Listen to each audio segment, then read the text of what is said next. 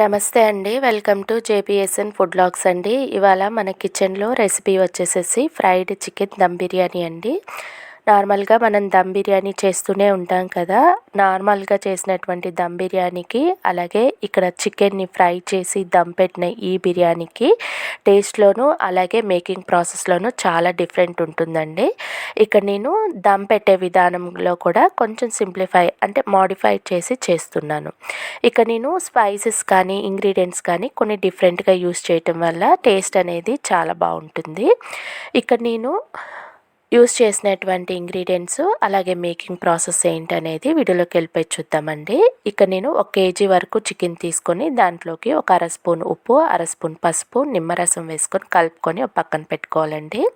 Next bowl తీసుకొని అందులోకి 2 స్పూన్ల వరకు ఆయిల్ వేసుకొని, తర్వాత 1 స్పూన్ కారం, 1 స్పూన్ ధనియాల పొడి, 1 స్పూన్ జీలకర్ర పొడి, అర స్పూన్ చాట్ మసాలా, 1 స్పూన్ ఇంట్లో ప్రిపేర్ చేసుకున్నటువంటి గరం మసాలా, 2 స్పూన్ల వరకు పెరుగు, నెక్స్ట్ 4 పచ్చిమిరపకాయలు వేసుకొని అల్లం వెల్లుల్లి పేస్ట్ రెడీ చేసుకోవాలండి. అది కూడా 1 స్పూన్ దాకా వేసుకొని కలుపుకొని, ఆ మిశ్రమాన్ని మనం మ్యారినేట్ చేసి పెట్టుకున్నటువంటి చికెన్లోకి వేసుకొని చేత్తో ముక్కలకి ఈ మిశ్రమం అంతా పట్టేలాగా బాగా కలుపుతూ మనము ఒక అరగంట పాటు దీనికి రెస్ట్ ఇవ్వాలి. అంటే ఈ చికెన్ పీసెస్ అనేది మనం వేసుకున్నటువంటి మిశ్రమంలో ఒక అరగంట సేపు నానాలి. ఈ చికెన్ ఇలా నానుతూ ఉంటుంది. మిగతా ప్రాసెస్ చూద్దామండి. నెక్స్ట్ స్టవ్ వెలిగించి ఒక ప్యాన్ పెట్టుకోవాలి. ప్యాన్లోకి ఒక 150 గ్రాముల వరకు ఆయిల్ వేసుకోవాలండి. ఆయిల్ కాగిన వెంటనే 2 పెద్ద ఉల్లిపాయలు సన్నగా పొడుగా కట్ చేసుకున్నవి వేసుకొని, వీడియోలో చూపిస్తున్న రీతిగా ఆనియన్స్ కలర్ మారేంత వరకు ఫ్రై చేసుకున్నాక, ఆనియన్స్ అలాగే ఆయిల్ సపరేట్గా వేరే బౌల్లో తీసేసుకోవాలండి. నెక్స్ట్ అదే ప్యాన్లోకి మనం మ్యారినేట్ చేసి పెట్టుకున్నటువంటి చికెన్ వేసుకొని ఫ్రై చేసుకోవాలి. చికెన్ని మనం ఫ్రై ఎంత బాగా చేస్తే టేస్ట్ అనేది అంత బాగుంటుందండి. చికెన్ అనేది ఫ్రై అవుతూ ఉంటుంది. మిగతా ప్రాసెస్ చూద్దాము. ఒక బౌల్ తీసుకొని అందులోకి ఒక అరకప్పు వరకు పెరుగు వేసుకోవాలండి. అలాగే మనం ఆనియన్స్ ఫ్రై చేయక మిగిలిన నూనె ఒక పావు కప్పు, అలాగే ఒక అర స్పూన్ వరకు ఉప్పు, 1 స్పూను కారము, చిటికెడు పసుపు, అలాగే ఇంట్లో నూరుకున్నటువంటి గరం మసాలా వేసుకోవాలి. నెక్స్ట్ సన్నగా తరిగినటువంటి కొత్తిమీర, పుదీనా, ఫ్రై చేసుకున్నటువంటి ఆనియన్స్ 2 గుప్పెళ్ళు నలుపుకొని వేసుకొని వీటన్నిటిని బాగా కలుపుకోవాలండి. నెక్స్ట్ స్టవ్ వెలిగించి ఒక గిన్నె పెట్టుకోవాలి. దాంట్లోకి ఒక 4 స్పూన్ల వరకు ఆయిల్ వేసుకొని మనం కలిపి పెట్టుకున్నటువంటి మిశ్రమాన్ని వేసుకొని ఫ్రై చేసుకోవాలి. ఇందులో పెరుగు వేసాం కదా, పెరుగులో తడి అనేది ఉంటుంది. ఆ తడి పోయి ఆయిల్ అనేది సపరేట్ అయ్యేంత వరకు మనము ఈ మిశ్రమాన్ని ఆయిల్లో ఫ్రై చేస్తూ ఉండాలి. ఇక్కడ ఫ్లేమ్ అనేది మీడియంలో పెట్టుకోవాలండి. నెక్స్ట్ ఆయిల్ రిలీజ్ అయిన వెంటనే 2 పెద్ద టమాటాలు కట్ చేసుకొని వేసుకోవాలి. అలాగే కొద్దిగా కరివేపాకు. మనకి టమాటాలన్నీ పూర్తిగా ఈ ఆయిల్లో మగ్గిపోవాలి.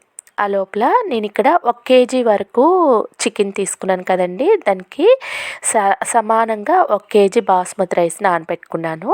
నెక్స్ట్ నానబెట్టుకున్న ఈ బాస్మతి రైస్కి ఎసరు పెట్టేస్తున్నానండి. ఎసరులోకి హోల్ గరం మసాలా బిర్యానీ ఆకుతో పాటు వేసుకోవాలి. అలాగే కొద్దిగా కరివేపాకు, 4 పచ్చిమిరపకాయలు, సన్నగా తరుక్కున్నటువంటి కొత్తిమీర, పుదీనా, అలాగే నిమ్మరసం వేసుకొని కలుపుకున్నాక టేస్ట్కి తగ్గట్టుగా సాల్ట్ కూడా ఇందులోనే వేసేసుకొని వాటర్ అనేది బాయిలింగ్కి వచ్చేంత వరకు వెయిట్ చేయాలి.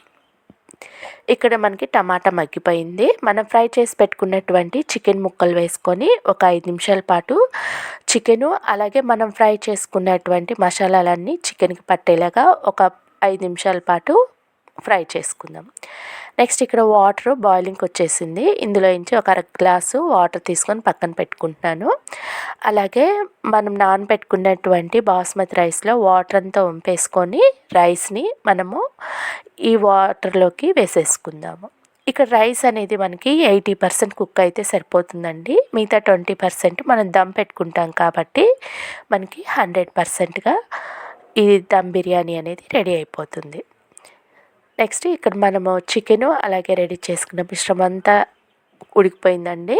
ఇప్పుడు మనం పక్కకు తీసి పెట్టుకున్న అర గ్లాస్ వాటర్ వేసేసుకొని, రైస్ కూడా కుక్ అయిపోయింది కాబట్టి రైస్ లేయర్గా వేసుకోవాలండి. ఫస్ట్ లేయర్ వేసేసుకొని ఫ్రై చేసుకున్నటువంటి ఆనియను, ఆయిలు, అలాగే కొత్తిమీర, పుదీనా, నెక్స్ట్ ఫుడ్ కలర్ స్ప్రెడ్ చేసేసుకొని దాని మీద ఇంకో లేయర్ కింద రైస్ వేసుకొని సేమ్ ప్రాసెస్ అండి. మిగిలినటువంటి ఫుడ్ కలరు, ఆయిలు వేసుకోవాలి. అలాగే ఒక 2 స్పూన్ల వరకు నెయ్యి వేసేసుకోవాలండి. నెయ్యి వేయటం వల్ల బిర్యానీకి టేస్ట్ అనేది చాలా బాగుంటుంది. కాబట్టి నెయ్యి వేయటం మటుకు స్కిప్ చేయకండి.